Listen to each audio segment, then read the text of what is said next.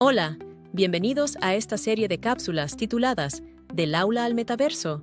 Cómo transformar la capacitación técnica con experiencias inmersivas. En este espacio, exploraremos los principales retos en materia de capacitación y cómo la tecnología puede ayudarnos a superarlos. Ahora, elige la cápsula que quieres ver. Excelente elección, disfrútala. Hola, mi nombre es Mario Alejandro Giraldo Vázquez. Yo soy un ingeniero de control de profesión. Soy magíster en automatización industrial y actualmente también candidato a doctor. Estoy intentando terminar un doctorado en sistemas energéticos. Y actualmente me desempeño como el director de innovación y emprendimiento de la Universidad EIA. Tengo experiencia también como emprendedor.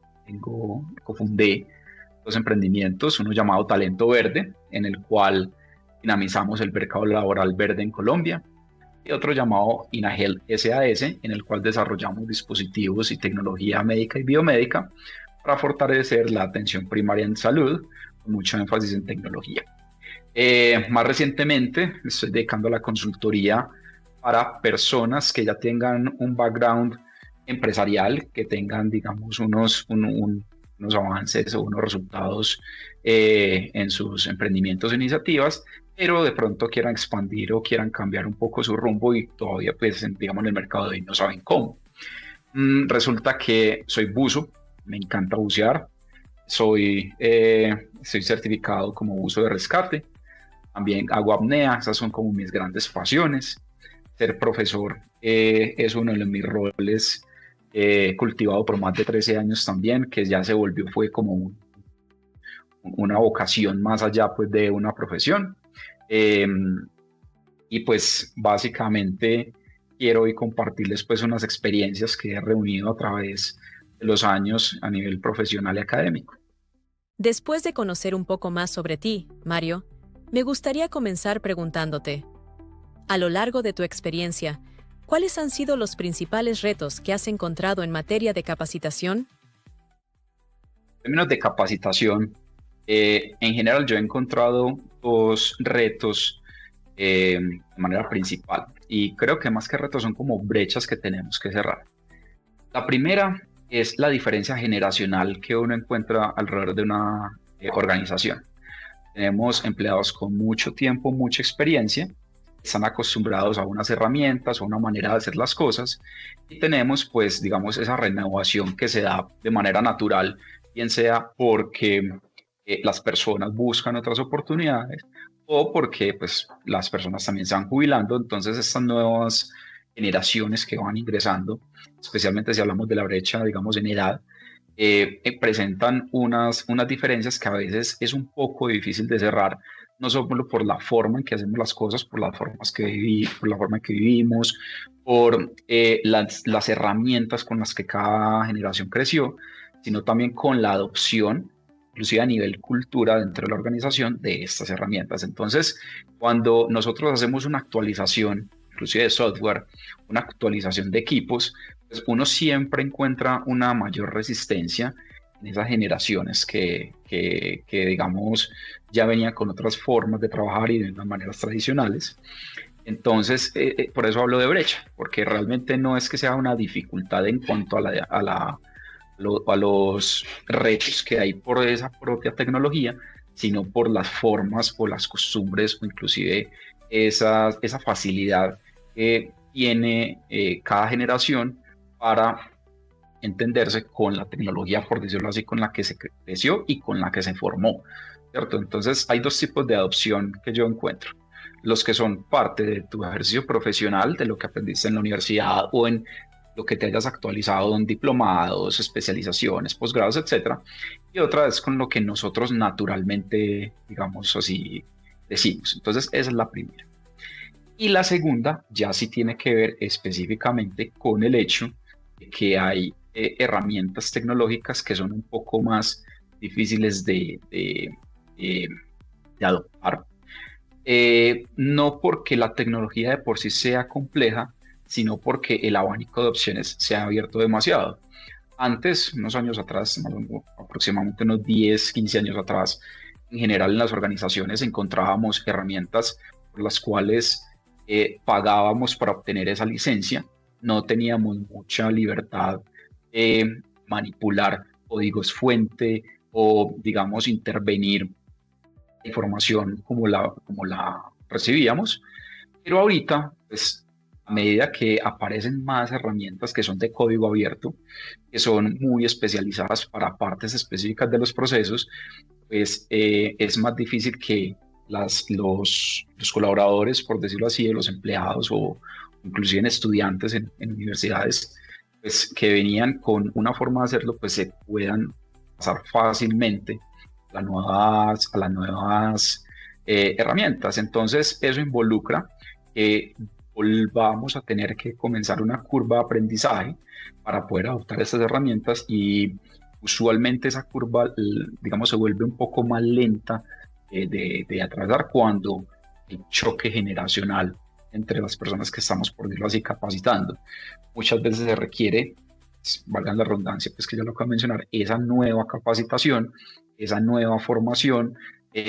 A veces hay que traerla, digamos, de terceros e inclusive aparece algo que no había mencionado, que es el hecho de la reserva de los datos o de los procesos internos de la organización. Entonces, cuando se juntan esas dos grandes brechas y grandes desafíos que comenté, con el hecho de que hay unas políticas propias en cada organización, pues hace que esos procesos se vuelvan un poco más lentos y uno encuentra efectivamente ahí colaboradores que acceden más rápido a la adopción de esas nuevas tecnologías o esos nuevos desarrollos pues, que se están o que se requieren implementar.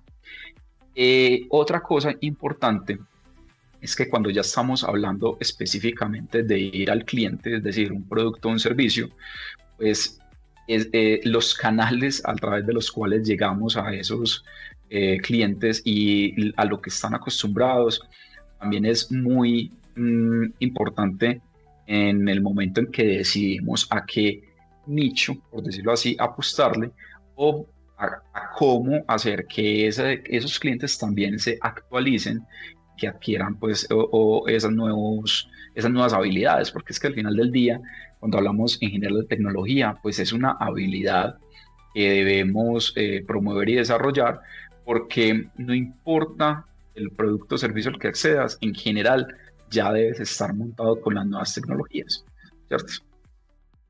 Totalmente de acuerdo contigo, Mario. Ahora, ¿qué tecnologías han implementado y qué resultados concretos han logrado a partir de su adopción?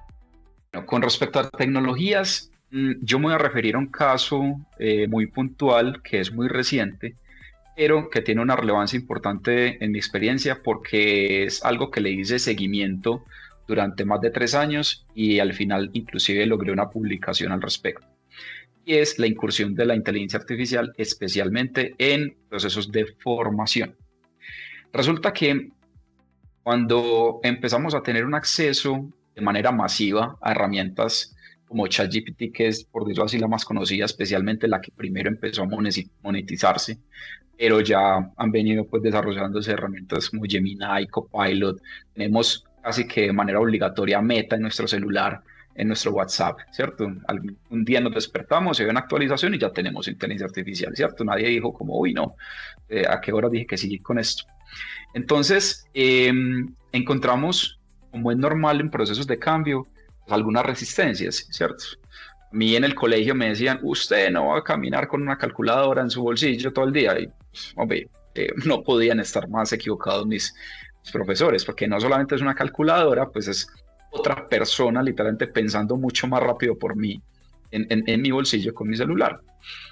Entonces, cuando llega la inteligencia artificial de manera masiva, la primera pregunta que uno se hace es, bueno, ¿esto hasta qué punto va a llegar? ¿Será que la adopto ya? ¿Será que no? ¿Qué tan segura es? ¿Qué tan útil es? Las respuestas que me está dando están sesgadas. Estoy preguntándole bien. Entonces, yo comencé un proceso en el cual tomé año y medio de datos con los cursos que yo estaba dando. Puntualmente el curso de señales y sistemas lineales. Es un curso en la Universidad EIA, se dicta en el 6º semestre para estudiantes de ingeniería mecatrónica e ingeniería biomédica. Este curso yo también lo dictaba en la Universidad Nacional, en la sede de Medellín. Era para quinto semestre para estudiantes de ingeniería de control y algunos de ingeniería eléctrica, ¿cierto? Entonces, cuando aparecen estas herramientas de manera masiva, que empiezan a ser un poco más confiable, una rapidez en las respuestas ante las preguntas que, por decirlo así, no lo hacía, yo dije, si tengo un público tan variado de estudiantes, teniendo en cuenta que mi experiencia es en sistemas eléctricos, en sistemas electrónicos, ¿será que yo puedo utilizar esto para mejorar ciertas habilidades o capacidades para yo poder explicar mejor los conceptos? Entonces resulta que también de manera anecdótica, cuando uno aborda un tema que se llama ecuaciones diferenciales, en general sistemas y señales lineales, y qué pena ahí con la audiencia que de pronto no es tan técnica, pero voy al punto es que los libros que abordan estos temas siempre traen los tres mismos ejemplos, exactamente los tres. No importa la persona que lo haya escrito, no importa el idioma, exactamente los tres mismos ejemplos. Y yo los vi desde que empecé a estudiar en la universidad por ahí en el 2005 hasta hoy, 2025, todavía los traen. Entonces yo decía, ¿cómo hago para variar un poco esto? Especialmente porque tengo estudiantes de diferentes tipos de formación, de diferentes programas. Unos mecatrónica, muy electrónica, motores, etcétera. Otros biomédica, muy cercanos a aplicaciones biomédicas. Entonces lo que hice fue apoyarme en estas herramientas para preguntarle cosas, como yo tengo el conocimiento técnico, yo me sé la ecuación, ¿cierto? Yo le puedo decir, vea, entrego una ecuación, ayúdame a interpretar esta ecuación en una aplicación que yo no conozco, ¿cierto? Entonces yo le empiezo a preguntar, ve, esta misma ecuación la puedo aplicar para problemas o sistemas que son eléctricos, pero cierto que también lo puedo aplicar para sistemas biológicos. Ah, sí, claro. Este término significa esto en la célula. Y yo, uy, ve, qué interesante, inclusive para mi formación personal. Entonces yo empiezo a decirle a los estudiantes, a explicarle a los estudiantes en términos que ellos sí entienden por qué es su formación. Es más, un día llego y les digo, muchachos, las relaciones personales, cuando usted está enamorado, cuando usted tiene un problema con una pareja, yo fui capaz de poner en ecuaciones la situación en la que te pregunto qué tienes, no tengo nada, y vuelvo y pregunto para sacar más información y me respondes, no, yo sé que te pasa algo y me respondes, no, ya deberías saberlo. Pucha, ¿cierto? Y eso fui capaz de ponerlo en ecuaciones y números matemáticos, entonces los estudiantes dicen, venga, hay algo más allá de los números, hay algo más allá del tablero, hay algo más allá de las simulaciones en computador. Hay un entendimiento profundo de lo que es el concepto, de lo que es la teoría, de lo que es el mundo ideal y lo que es la realidad. Entonces, yo lo que hago es un ejercicio en el cual tomo datos de 3 semestres, cuando yo no aplicaba estas herramientas, digamos, hacía una formación tradicional, luego empiezo a aplicar esta herramienta para 3 cosas fundamentalmente. Bueno, y ahí hago la aclaración. Lo hice con ChatGPT 4 en ese momento y yo lo pagaba, ¿cierto? Entonces hice el pago de la membresía premium. Entonces, durante 3 semestres más, empiezo a generar casos de estudio para explicar conceptos dentro del aula de clase. Empiezo a generar preguntas para exámenes, especialmente los parciales y los finales. Y empiezo a generar escenarios para las prácticas de laboratorio, ¿cierto? Obviamente en este proceso me empapo con todo esto de la ingeniería de prompts, es decir, cómo preguntarle adecuadamente a estos chats, a estas herramientas, a estos LLMs, y empiezo a generar mis propias, digamos, fórmulas, mis propios prompts para hacer estas preguntas. Consolido todo esto a los 3 años y encuentro resultados como, por ejemplo, en promedio, la nota final del curso subió. Cuando ya me voy al detalle, en promedio, el promedio de cada estudiante, por ende, subió. La cantidad de estudiantes que perdieron cursos, pues que perdió el curso en esos 3 semestres, disminuyó abruptamente por casos que no sean, digamos, bueno, o más bien, exceptuando casos que son enfermedad o cancelación por otro caso, ¿cierto? Otras cosas. Pero yo también hacía unas pruebas que eran más hacia la satisfacción del estudiante, la comodidad y la seguridad al responder una pregunta. Entonces yo a veces les preguntaba algo, pero yo no les pedía la respuesta. Yo después de pues, o más bien la obviaba y simplemente decía, vení, ¿te sentís cómodo, seguro con esa respuesta? ¿Cierto?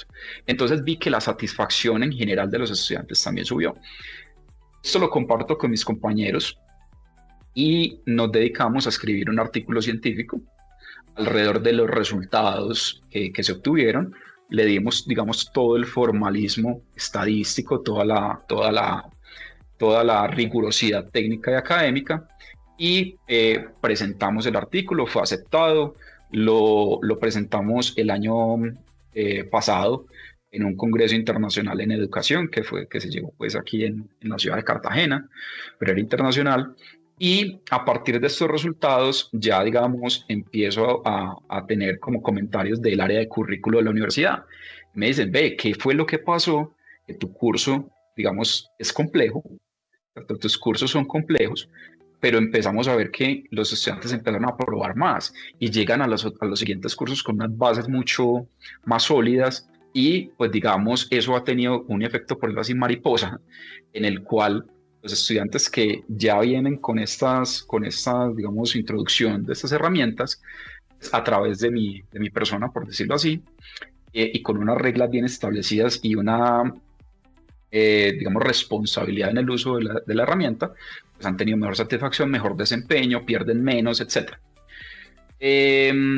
Con esto entonces lo que hicimos fue ya hacer un curso para profes. Entonces aquí en el interior de la universidad el año pasado hicimos una jornada intensiva de 2 días, en la cual a los profesores les enseñé cómo se hace, o digamos cómo lo aplico yo, y en los profes teníamos los tradicionales que llevan 20 años en la universidad, como los nuevos recién contratados. La recepción fue muy, muy buena, porque se hace mucho énfasis en algo muy importante, y es que la intervención de nosotros no desaparece. En el momento en que yo le pregunto algo a la herramienta, él siempre me da una respuesta, pero yo igual debo tener un criterio para determinar qué tan adecuada es esa respuesta, porque igual va a estar basada en experiencias que yo tengo y en el conocimiento puntual que tengo. Les cuento que ya inclusive el próximo 19 de septiembre vamos a tener un curso abierto a la comunidad de la región.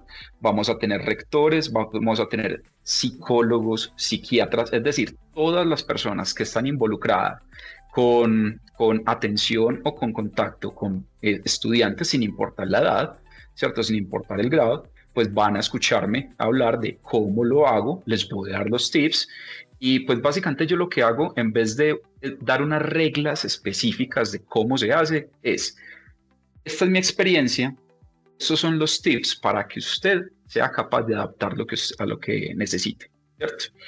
Entonces, esa es como la experiencia más puntual de la cual les puedo hablar, porque es bastante relevante, ha tenido muchísimo impacto, va a seguir usándose porque la inteligencia artificial está ya en absolutamente todos los niveles de nuestros usos académicos, de nuestros usos profesionales y obviamente aplicaciones personales. Yo ya he escuchado a amigas y primas preguntarle a ChatGPT, hey, ¿cuál es mi pareja ideal? ¿Cierto? Entonces, esto se vuelve un elemento en el cual nos permite tomar decisiones de manera informada a partir de los históricos de las conversaciones que tenemos, aunque las herramientas pagas, por ejemplo, permiten no guardar esos históricos, pero que finalmente lo que nosotros podemos hacer con estas herramientas es facilitar muchos procesos, pero obviamente teniendo en cuenta que hay unas, digamos, recomendaciones que hay que hacer. Entonces, por ejemplo, aquí en la universidad, en un grupo de profes y expertos no solamente en desarrollo, sino también en el uso y aplicación de las herramientas, construimos, por decirlo así, el manual de las buenas prácticas para el uso de la inteligencia artificial al interior de nuestra universidad. Nos basamos pues en experiencias de otras universidades también y les cuento pues que este es un desafío que no es solo local. En el mes de abril estuve en el Instituto Tecnológico de Georgia Tech, en Atlanta. Ellos allá tienen un centro para la investigación pedagógica. O sea, es un centro que se dedica única y exclusivamente hacer investigación sobre cuáles son las mejores prácticas pedagógicas y luego ellos le transmiten eso a sus profesores. Y pues en esa conversación yo les pregunté, venga, ¿ustedes cómo están haciendo para, digamos, trazar esa línea en la cual la inteligencia artificial promueve pereza, promueve copia, plagio, etcétera, y realmente es una ayuda al interior del aula de clase? Y ellos me dijeron, vea, si tuviéramos esa respuesta, ningún otro estaría trabajando acá. Seríamos millonarios, ¿cierto? Y tendríamos esta reunión, si es que la teníamos, virtual, y yo estaría en una playa tomándome un gin tonic, cosas así. Entonces, el uso y la opción de las herramientas, especialmente las nuevas, que por decirlo así ya son impuestas, como les dije el caso de Meta en el WhatsApp, eso es una imposición realmente. Ya está, no podemos luchar contra eso. Entonces, lo que tenemos que hacer es adaptarnos y ser muy responsables en su uso y no dejar por un lado el hecho de que al menos por ahora, y yo digo que todavía en un buen tiempo, es una herramienta. El factor humano no va a desaparecer, porque el factor humano tiene criterio, tiene cultura y tiene, o digamos, esa parte de humanidad, y finalmente somos tomadores de decisiones constantemente. Son resultados muy significativos, Mario. Gracias por compartirlos. Sin duda motivarán a nuestra audiencia a implementar nuevas tecnologías. Ahora, considerando tu interacción con equipos directivos de distintas empresas, ¿qué tan abiertos ves hoy a los empresarios a incorporar tecnologías para optimizar sus procesos? Hay una característica importante de las empresas hoy en día, especialmente las que quieren mantenerse en una muy buena ventaja competitiva, o inclusive las que están naciendo. Y es que yo diría que el 90-95%, aunque no son de base tecnológica, sí requieren un soporte, unas herramientas tecnológicas para operar, para llegar a sus clientes, para procesar su información, para mantener la seguridad de sus datos. Entonces, algo curioso es que yo diría que el 80% de las empresas con las que me relaciono o nos hemos relacionado ya cuentan con procesos de adopción de estas nuevas tecnologías. O sea, ya vienen, por ejemplo, con robótica por automatización de procesos, y la mayoría de los robots actualmente ya cuentan con algún tipo de herramienta de asistencia, no necesariamente lo llamemos inteligencia artificial, pero sí asistencia. La automatización de procesos al interior, pues ya digamos de un flujo de trabajo, cuando hablamos de empresas de servicios. Entonces, eso también lo facilita porque es que finalmente ya o sus clientes o sus proveedores también están involucrados de alguna manera con la adopción de estas tecnologías. Entonces yo diría que un 80% ya inclusive viene con algún proceso. De ese 20% faltante, no es que no lo quieran hacer, sino de nuevo, tienen una dificultad o en capacidades de talento humano o en capacidades de inversión en estas herramientas. Entonces, muchas veces las universidades se vuelvan como ese sandbox, esa cajita de arena en la cual las empresas, por decirlo así, de una manera más fácil, menos riesgosa, pueden entregar esos problemas, por decirlo así, y se desarrollan posibles soluciones, inclusive a la medida en muchas ocasiones, entendiendo que las universidades no son prestadores de estos servicios, pero sí son un punto en el cual se pueden explorar o experimentar antes de hacer gran inversión. Entonces, sí, estamos hablando de empresas que actualmente ya se están involucrando sí o sí con estos procesos, pero hay que tener en cuenta que hay una muy, muy gran diferencia entre las capacidades de una MIPYME que no nació, por decirlo así, de base tecnológica y que, digamos, tiene problemas inclusive actualizando tecnología, a las nuevas startups que están surgiendo, en general muchas de base tecnológica por medio de herramientas apoyadas en tecnología, y las empresas que para mantenerse, digamos, vigentes, pues le apuestan muchísimo a estas inversiones. Otra cosa que también he encontrado es que yo diría que un 30% de las empresas con las que hablamos no patrocinan procesos para ellos mismos, sino para sus proveedores, que pertenecen a este público que no tiene o el talento, la capacidad económica de involucrarse en estos procesos. Entonces, claro, la empresa dice, esto es una inversión un poco más a mediano o largo plazo, pero vale toda la pena porque este es el proveedor que yo necesito o con el que vengo trabajando o que cumple las necesidades que yo ya establecí. Por eso lo seleccioné como proveedor, pero evidentemente está, digamos, luchando para mantenerse vigente y para poder adoptar adecuadamente nuevas tecnologías. Justamente en línea con lo que comentas sobre innovación y el uso de la inteligencia artificial en capacitación, Mario, quiero compartirles una herramienta de nuestro portafolio que utiliza IA para apoyar procesos de coaching y desarrollo. Con esta herramienta, sus colaboradores pueden practicar sus habilidades de comunicación las veces que lo necesiten y recibir retroalimentación inmediata con apoyo de inteligencia artificial. Veamos cómo funciona. Desde la plataforma, podemos crear programas de capacitación según las necesidades de sus equipos y asignar escenarios de práctica de acuerdo con el rol de cada colaborador o con las habilidades que se desean desarrollar. Cada escenario inicia con un video introductorio que presenta la situación y define claramente qué se espera del participante antes de responder. Este video puede cargarse desde el computador, grabarse en el momento o incluso grabar la pantalla, lo cual es ideal para mostrar procesos, tutoriales o pasos a seguir. A continuación, el participante encuentra la descripción de la actividad, donde se explica qué debe hacer en ese escenario y cuáles son los aspectos que se tendrán en cuenta al evaluar su respuesta. Además, podemos agregar materiales de apoyo, como guías o información adicional, para que los participantes se preparen mejor antes de comenzar. En cada escenario, podemos definir criterios de evaluación visibles para los participantes. Esto genera claridad, enfoque y un camino concreto hacia un desempeño de calidad. Cuando están listos, los participantes pueden grabar su respuesta directamente en la plataforma, lo que les permite practicar en un entorno cómodo, sin presión y con alta participación. Después de grabar, pueden revisar su respuesta y repetirla tantas veces como quieran, hasta sentirse seguros de enviarla a la evaluación. Este proceso les ayuda a ganar confianza antes de enfrentarse a una situación real. La reproducción del video permite que cada participante pueda autoevaluarse y preguntarse, ¿fue una buena respuesta? ¿Qué se puede mejorar? En la mayoría de los casos, las personas repiten el ejercicio varias veces antes de enviarlo, buscando su mejor versión. Una vez enviada la respuesta, los participantes reciben retroalimentación inmediata, que resalta qué se hizo bien, qué se puede mejorar, incluye un resumen, los puntos clave y la transcripción completa.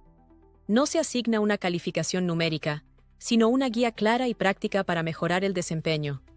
Adicionalmente, podemos configurar la herramienta para que las respuestas también sean evaluadas por un tutor o mentor asignado. Ahora veamos cómo funciona desde el rol del mentor o administrador. Cuando un participante envía una respuesta, el mentor recibe una notificación y puede acceder al escenario, revisar las instrucciones y consultar el historial de intentos del participante, lo que permite evidenciar su progreso. El mentor cuenta con apoyo de inteligencia artificial para facilitar la retroalimentación y puede dejar comentarios asociados a momentos específicos del video, ya sea en texto, en video o combinando ambos. Esto permite una retroalimentación clara, precisa y contextualizada. Finalmente, el mentor puede solicitar un nuevo intento con indicaciones claras de mejora o enviar la respuesta a revisión final. En esta etapa, puede evaluar usando una rúbrica y agregar comentarios finales, dando por completado el escenario. Si desean más información, pueden contactar a su asesor de confianza de eFICCO. Con gusto les ofreceremos una demostración personalizada. Y para cerrar esta conversación, Mario, después de todo lo que nos has compartido, ¿qué consejo o reflexión final te gustaría dejarle a nuestra audiencia sobre el uso de estas tecnologías? Los cambios son inevitables. Las nuevas herramientas, las nuevas tendencias, las nuevas formas de hacer las cosas van a llegar. Si no nos adaptamos, va a ser muy difícil que nos podamos mantener vigentes. Y no nos olvidemos que esa vigencia también hace parte de lo que nos hace humanos, porque esa vigencia Quiere decir que vamos a tener herramientas que nos van a permitir tomar mejores decisiones, inclusive a nivel personal. Entonces, no le tengamos miedo al uso de estas herramientas, explorémoslas, propongamos cómo podemos hacerlo a nivel personal, a nivel profesional, a nivel académico. Y pues hay que entender que una herramienta, el resultado va a depender es de nosotros cómo lo usemos. Muchas gracias por haberme escuchado, por haber participado de este espacio. Mi nombre es Mario Alejandro Giraldo Vázquez, así me pueden encontrar en LinkedIn o LinkedIn, como lo quieran pronunciar. Y bueno, espero que todo siga muy bien y como decimos los buzos, todo está muy bien. Ok.